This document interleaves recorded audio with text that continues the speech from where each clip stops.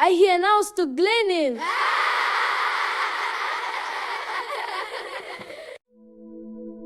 She was born in a quiet village where mornings smelled of firewood and dew, and evenings carried the rhythm of crickets and distant drums. In that place, everyone knew everyone. Children played barefoot on red soil. Elders gathered under mango trees, and stories were passed from mouth to ear, generation to generation. Her name was Amara. Amara grew up speaking only one language, her mother tongue. It was the language of lullabies, of scolding, of laughter, of prayers whispered before sleep. It was the language her grandmother used to tell folk tales about clever tortoises and brave hunters. It was the language of home. English existed somewhere far away in radios, in old textbooks, in the mouths of politicians on television. But in her village it wasn't needed. Life moved gently without it, until one day everything changed. Her parents decided she would move to the city. They said it was for a better future, better schools, better opportunities, a chance to become something greater than what the village could offer. Amara was only 12 when she packed her few clothes into a small bag and climbed into a crowded bus heading toward a place she had only seen in pictures. The city welcomed her with noise. Cars honked endlessly. Buildings rose like giants. People walked fast, eyes fixed forward, as if everyone was chasing something invisible. She felt small. Her first day at school was terrifying. The classroom was full of strange faces and unfamiliar voices. The teacher spoke in English. The students spoke in English. Everything was English. Amara sat quietly at the back. When the teacher asked her name, she stood up slowly. "My name is Amara," she said softly with a heavy accent. The class laughed. Not because her name was funny, but because of how she said it. That was the beginning. She didn't understand most of what was being taught. Words flew over her head like birds she couldn't catch. When classmates spoke to her, she froze. Sometimes she answered in her native language without realizing it. They mocked her. They called her village girl. They imitated her accent. They laughed when she mispronounced words. Some days they hid her books. Other days they whispered behind her back. She started eating lunch alone. She started walking with her head down. Slowly, the confident village girl disappeared. She became quiet. She became soft.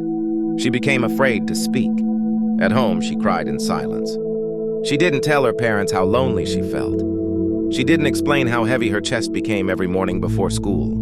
She thought maybe this pain was just part of growing up. So she endured. She forced herself to learn English. She practiced in front of mirrors. She watched movies late at night, repeating lines under her breath. She memorized phrases. She corrected her accent. Every new English word felt like armor. Every sentence she mastered became a shield. And gradually, people stopped laughing. They started accepting her. Teachers praised her improvement. Classmates spoke to her normally. She began to blend in. But something else was fading. At home, she stopped speaking her native language. At first, it was accidental. English came out faster. Then it became deliberate.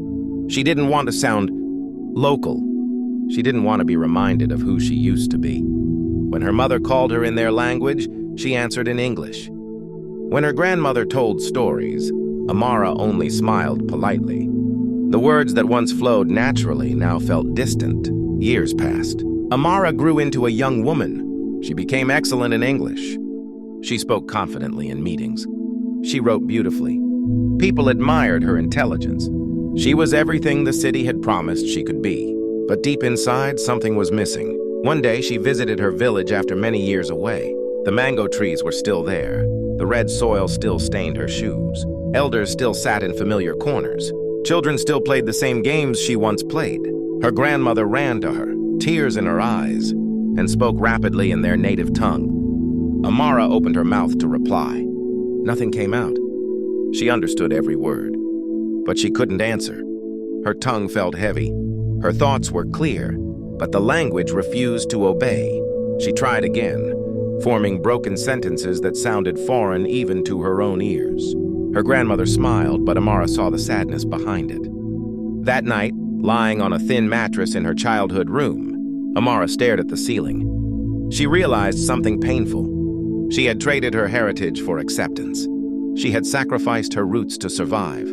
She had learned a new language, but lost herself along the way. English gave her opportunities, but her mother tongue gave her identity. And now she carried regret. She thought about the songs she could no longer sing, the proverbs she could no longer quote, the jokes she no longer understood fully, the stories she would struggle to tell her future children. She had become fluent in success, but broken in belonging. From that day on, Amara made a decision. She began relearning her language. She asked her mother to speak to her only in their native tongue. She recorded her grandmother's stories. She practiced daily, even when she sounded foolish. She accepted her mistakes. She embraced her accent. It was slow, sometimes frustrating, but healing rarely happens fast. Today, Amara speaks English beautifully, but she also speaks her language again imperfectly, proudly, intentionally, and she tells her story to others.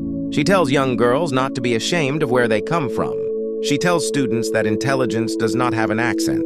She tells parents that education should never erase culture, because language is more than words. It is memory, it is identity, it is home, and losing it feels like losing a part of your soul. So if you ever find yourself trying to fit into a world that tells you to forget where you came from, remember Amara. Grow, learn, adapt, but never erase yourself. Carry your roots with you wherever you go.